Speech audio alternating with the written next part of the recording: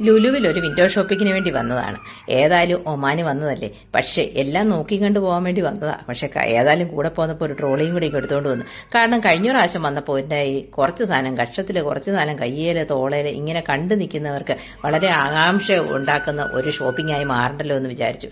എങ്കിലും കാർഡ് കയ്യിലുള്ളത് ഒരു പ്രതീക്ഷയ്ക്ക് വകയാണ്. എന്നാലും ഒന്നും വേണ്ട എന്ന് പറഞ്ഞാലും 2-3 സാധനങ്ങൾക്ക് ഒരു സാധനത്തിന്റെ വിലയ്ക്ക് വിൽക്കുന്ന ഇവരുടെ ഒരു സ്ട്രാറ്റജി നല്ല സൂപ്പറാകട്ടോ. എന്തായാലും നമ്മുടെ പോക്കറ്റിൽ ഇരിക്കുന്ന പൈസ അവരുടെ കയ്യിലെത്തുന്നത് തന്നെ പെട്ടെന്നാണ് ഓർമ്മ വന്ന്. എന്തായാലും ആപ്പിൾ സൈഡർ വിനെഗർ ഇട്ട് വെച്ചിരിക്കുന്ന ബോട്ടിലൊന്ന് മാറ്റി ഒഴിക്കണമെങ്കിൽ എനിക്കൊരു ഗ്ലാസ് ബോട്ടിൽ വേണം. എന്നാലും നോക്കി കണ്ടുപിടിച്ച് കേട്ടോ. അങ്ങ് ദൂരെ ബോട്ടിലിന്റെ സൈഡിലേക്ക് പോക്കായി 11:30 ലുലു അടയ്ക്കുന്നതിന്റെ തിരക്കിൽ എല്ലാവരും ഇങ്ങനെ പെട്ടെന്ന് മേടിക്കുകയാണ്. അതിൻ്റെ ഇടയ്ക്ക് മല്ലിയില, അതിനിടയ്ക്ക് പുതിനയില, കണ്ട കടച്ചാണ്ടികളെല്ലാം ട്രോളിക്കകത്തോട്ട് മേടിച്ചു.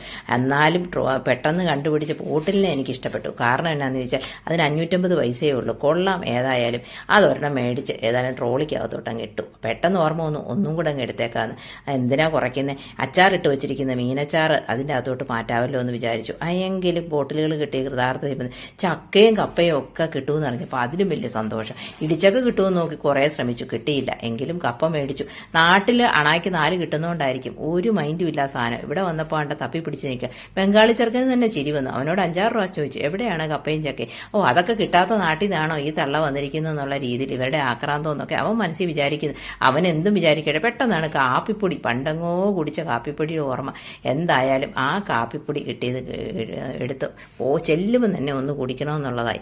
പെട്ടെന്ന് അതുകൂടെ എടുത്ത് തൻ്റെ ട്രോളിക്കകത്തോട്ടാക്കി. ഞാനിങ്ങനെ മുന്നോട്ട് ട്രോളി തള്ളി പോവുകയാണ്.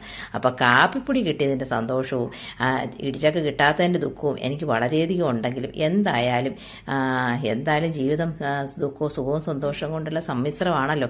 പല സാധനങ്ങളും മേടിച്ച് അതിൻ്റെ അകത്ത് കൂട്ടി കുറച്ച് എന്നും ഈ ബസ്മതി അരി നിന്നാൽ ശരിയാകുകയല്ലോ, കുറച്ച് കുത്തരിയും കൂടെ മേടിച്ച് കൂട്ടി. മലയാളിയല്ലേ, എവിടെ ചെന്നാലും സ്വഭാവം കാണിക്കും. എൻ്റെ ഷോപ്പിംഗ് നിങ്ങൾക്ക് ഇഷ്ടമായെങ്കിൽ നിങ്ങൾ ലൈക്ക് ചെയ്യുക, ഷെയർ ചെയ്യുക, സബ്സ്ക്രൈബ് ചെയ്യുക. Thank you so much. പുതിയ വീഡിയോയുമായി വരും.